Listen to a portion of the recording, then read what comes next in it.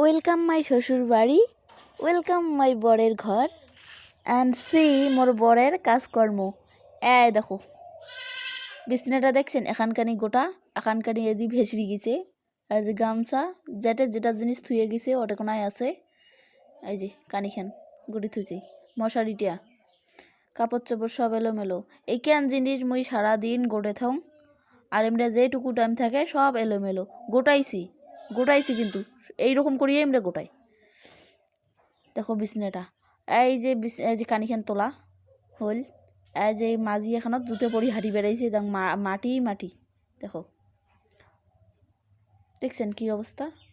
আর এই যে বালিশটা মনে হয় যে পাহাড় থেকে বোধহয় পড়ি যায়, বোধহয় সমুদ্র এলায় পড়বে মনে হওয়া নেকছে। মশারি তোলার ধরন,